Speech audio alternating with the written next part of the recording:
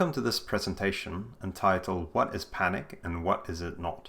And what I will cover today is some of the myths related to panic and the panic concept, but I'll also talk about what panic is, and I'll describe one of the definitions that has been proposed.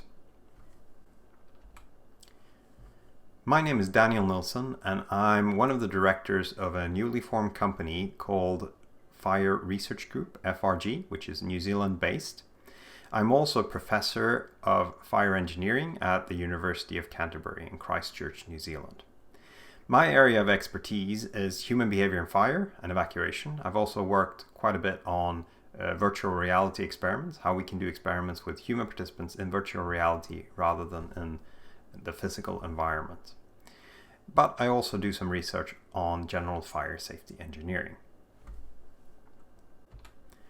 The outline of my presentation today is as follows. I'll start with a bit of an introduction to the panic concept. I will then take up some of the most common myths related to panic, and I'll dismiss these myths and tell you why. I will then tell you about a definition that was proposed by Quarantelli, which I feel is quite good when you try to define what panic is. And then finally, I'll give you some tips if you want to learn more about the panic concept, what to read and what courses to attend. Now, panic has been mentioned in a lot of literature around the world, in handbooks and textbooks and regulations even. And it's all often very graphical descriptions of what panic is. They don't always define panic in a good way, but they're always very graphical. And they sort of try to illustrate what happened in a specific case. I wanted to give you one example just to give you a bit of a flavor of what it can sound like. And this is a book called Fire Prevention. It was published in 1917. So it's a relatively old book, but even if you look in newer books, you get the same type of description. Now, what Croker wrote when he describes panic is a fire that occurred. And he writes, "A girl sitting at the nearest machine or table sees it." So that's the fire. She leaps up and yells fire, shrieking as hard as she can. In the space of a breath, the room is in pandemonium. The girls, 60 or 70 of them, are all on their feet, jamming each other against the rows of machines, yelling, trampling on each other in their frantic efforts to get to the exit they ordinarily use, an elevator or a staircase. In the flimsy material, the fire is spreading fast, but it is still the merest infant fire, making a good deal of smoke and a little more heat, but still capable of quick extinction even with a chemical extinguisher. On the floors above and below that in which the fire is, panic also holds sway. The garment workers, the feather workers, the shirtwaist workers, remembering other horrors, stampede without any cause like sheep determined to be slaughtered. Croker then continues to describe it as, "Perhaps you think it's an exaggerated or sensational account of a hypothetical case. It is not.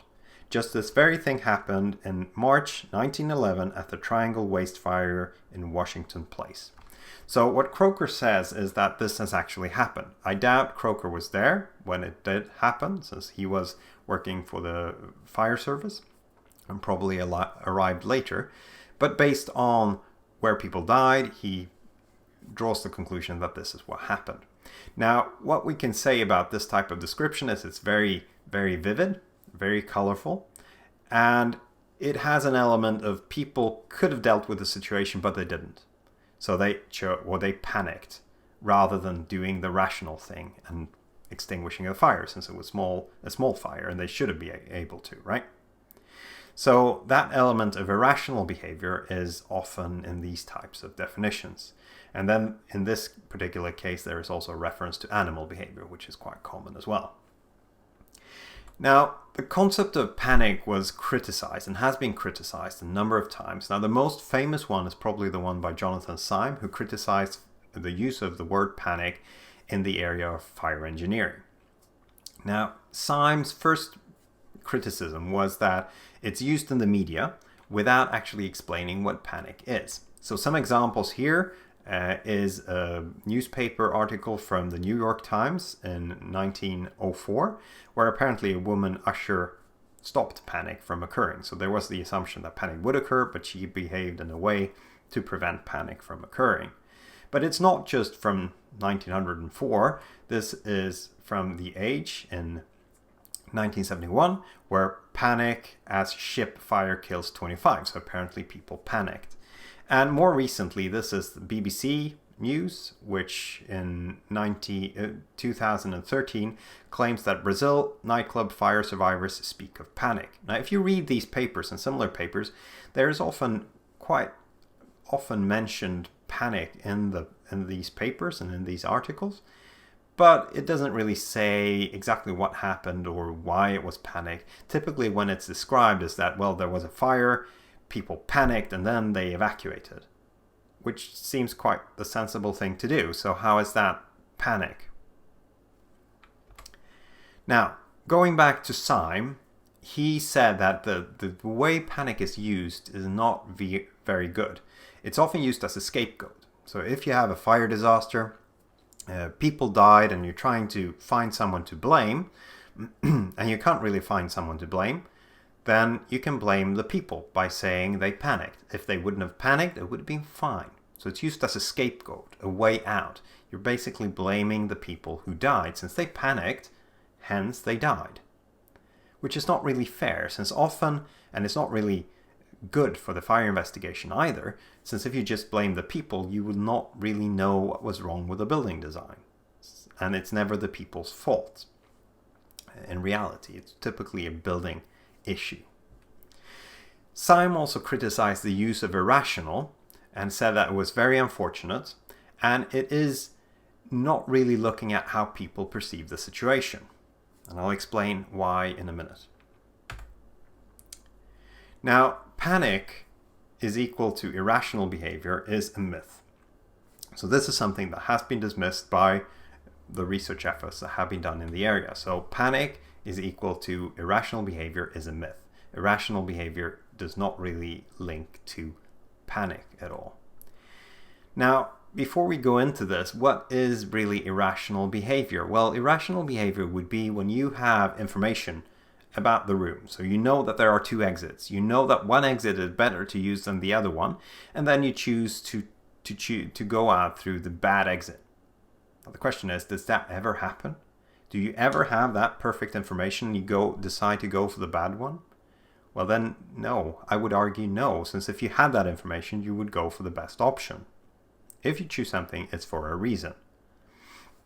And what Syme argued is that what we do when we look at a fire that has occurred and we look at the use of exits, so many people use this exit, no one used this exit, which was totally empty and you could get you out safely. When we do that and we look at which exits were used by people and they didn't use the one that they should have, then we say, well, they acted irrationally. What we're assuming is that they knew.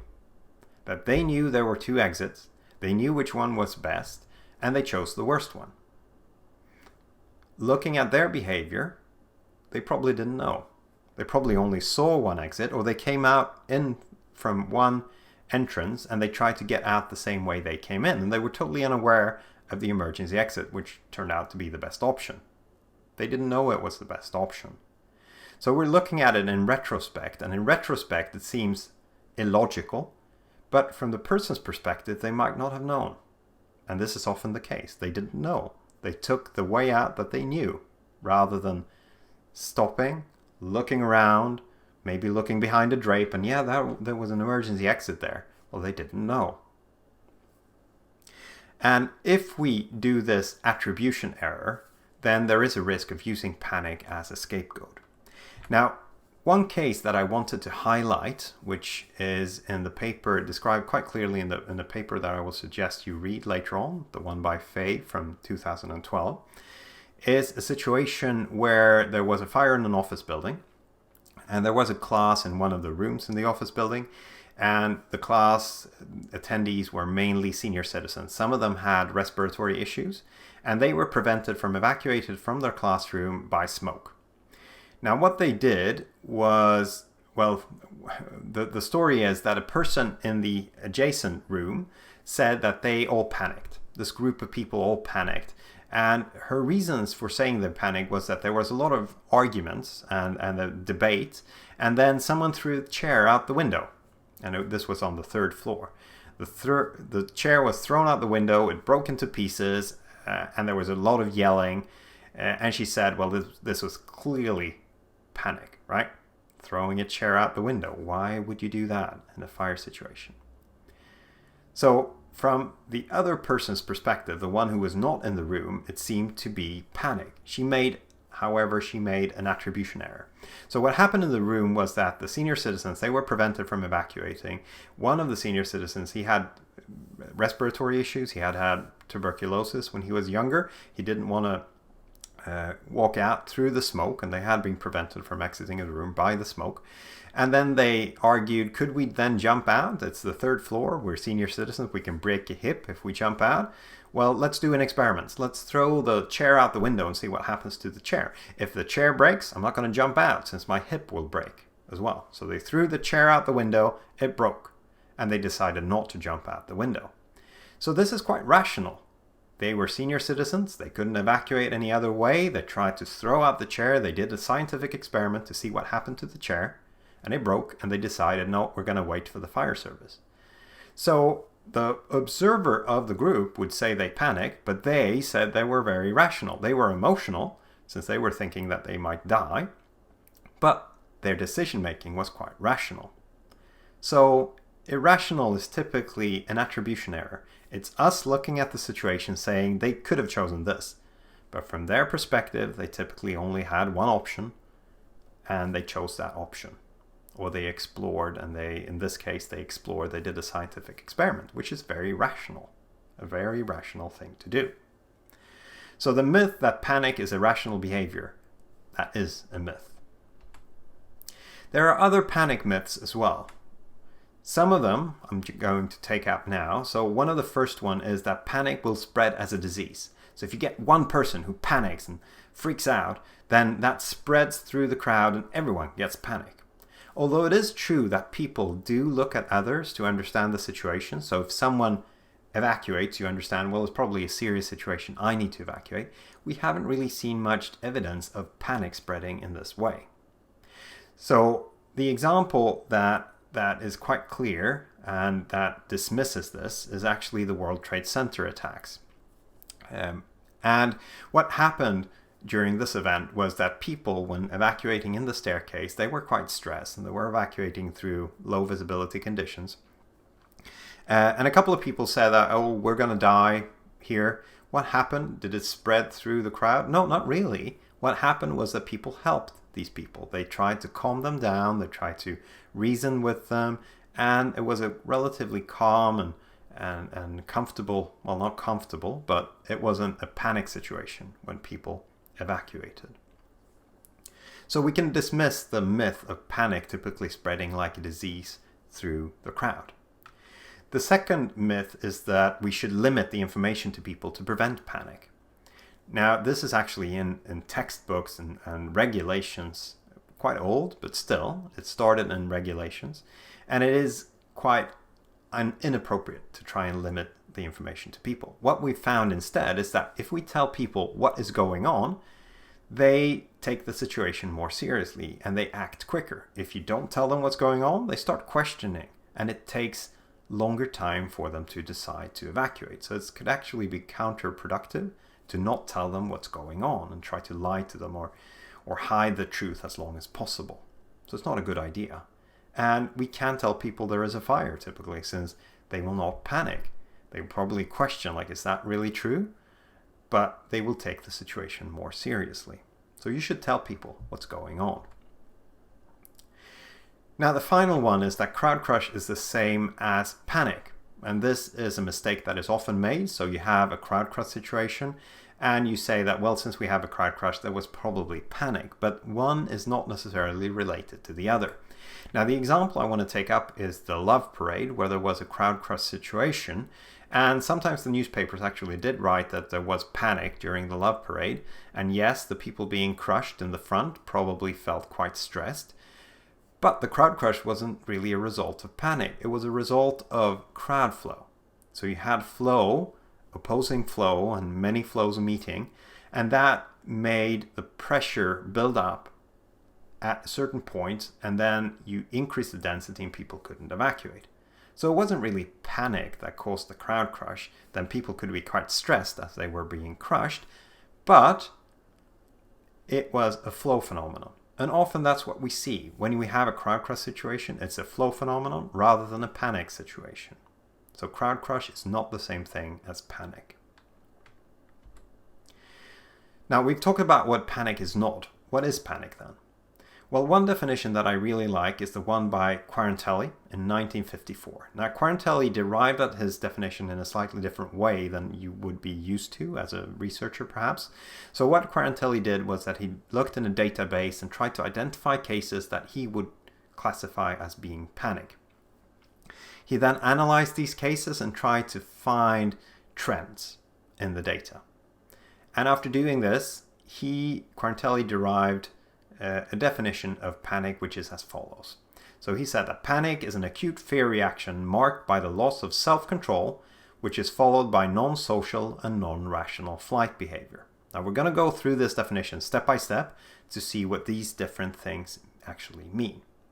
The first one is acute. So what Quarantelli found was that the things that he would label as panic, and there was a handful of cases in the end from the big database, when he would say that people panicked, it wasn't something that lasted for 2 minutes or 3 minutes. It lasted typically a couple of seconds, maybe 5 seconds, maybe 10 for a really long example of panic.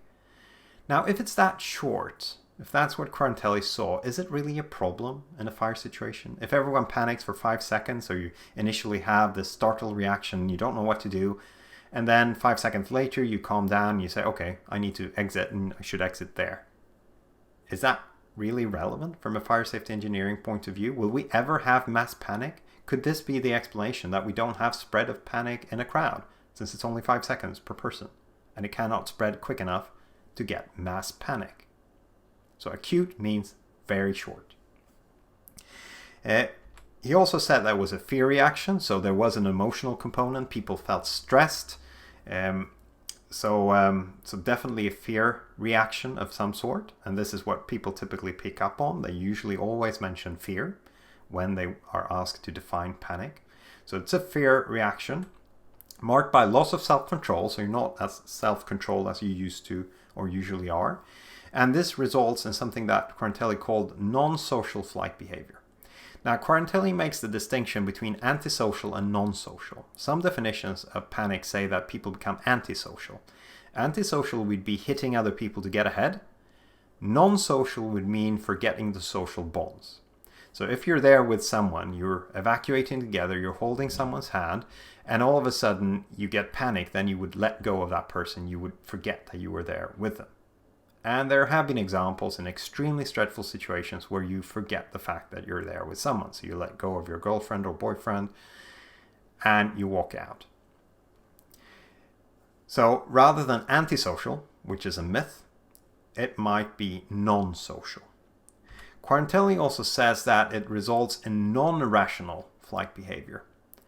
And he doesn't use the term irrational. Since irrational would be having the perfect information and then making illogical decisions. That doesn't seem to happen. But what people do is that you don't really take in all the information. So you're making non-rational decisions. You don't stop, look around, and take in all the evidence and then make a decision. You make simplified decision making. So you might be highly stressed. You know that that's a way out. I'm going to go out that way. And you don't look for an alternative exit. So that would be the non-rational. But then again, very acute, very short. You would do this for 5 seconds and then you would be more composed. You might look around and make a decision after you've finished panicking. And the final thing is the flight behavior. So what Quarantelli said that panic, in order to be panic, you have to flee away from the danger. So it's a flight behavior. So apathy, freezing, Quarantelli doesn't define as panic. Now, if we're going to use the definition by Quarantelli, which is derived on empirical data, panic doesn't really become a problematic topic for fire safety engineering. If it's short-lived, 5 seconds, and it's not really antisocial, it's not irrational, then do we really need to care? Do we really need to design to prevent panic? And my answer to this, and my opinion, my personal opinion, is no. Typically, we don't have to. If we design a building with sufficient fire safety, we don't really have to do anything extra to prevent panic from occurring.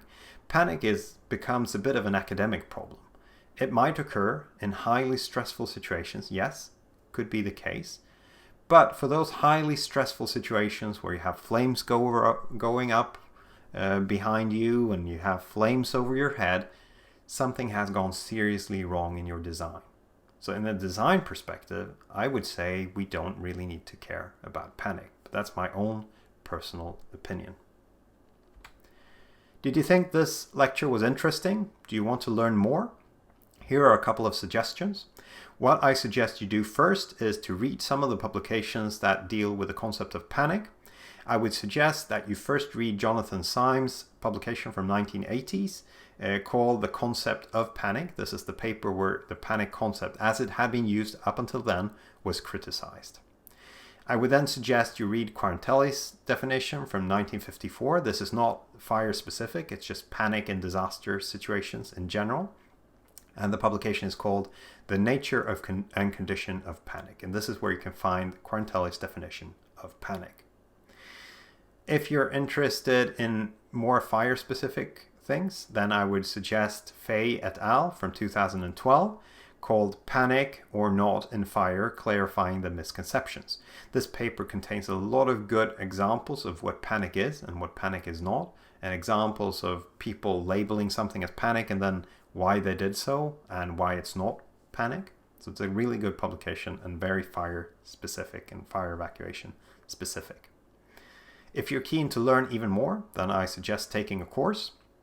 I would suggest one of the courses at the University of Canterbury in New Zealand, namely the course ENFE 615, Human Behavior in Fire, where you do one assignment linked to panic. You go out and you interview people about their definition of panic.